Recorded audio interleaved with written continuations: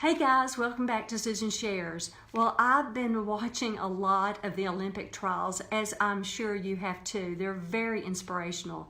And the other night, Steve and I were watching the gymnastic portion of the Olympic trials, and we saw someone fall off the balance beam, and then we saw somebody else make a little mistake, and my heart just goes out to them, and I just like gasp is what I do. I gasp like, oh, I feel all this time and effort and work that goes into it, and then they fall off, and I see it all over their face, and I just stopped and I said to Steve, they don't even have time to process what they're feeling, and they just have to jump back on the balance beam, and it just breaks my heart for them because they don't have that time to process.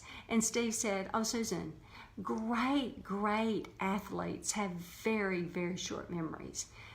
It's been said time and time again. The greatest, the best of the best, have very short memory, and they have to, because they have to move straight on. They have to go to the next thing. They have to get back on the balance beam, and then they have to go do the very next thing and the very next thing. And I thought, that is so true. That is so true. They can't dwell, and they can't hash it out. What did I do wrong? What did I do wrong? They have to go, I've got to get back on and do this. I've got to do this. They have very short memories.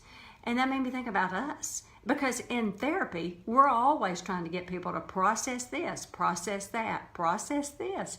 And I'm sure they get back to the gym and process what went wrong. But in that moment, they have very short memories, and they move on to the next thing. And so they can't let the past hold them back from the future. And you think about so many different people in Scripture. Joseph is a key one. You know, a fourth of the book of Genesis is about Joseph. He was 17 years old. He was 11th in a line of 12 brothers. He was a favorite to his father.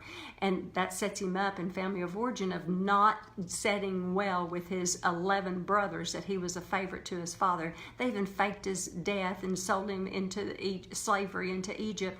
And at the end, he's still the biggest part of the story is he knew his God was bigger than all of his past. And sure enough, and that he trusted in his God that he would take care of him, and he did. And his faith grew and grew and grew stronger and stronger. And at the end of the day, he was not vindictive.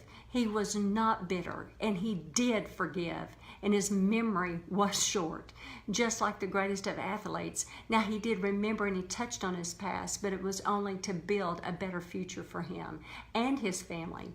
And so, what kind of memory do I have? What am I hanging on to? What kind of memory do you have? What are you hanging on to? Is it short?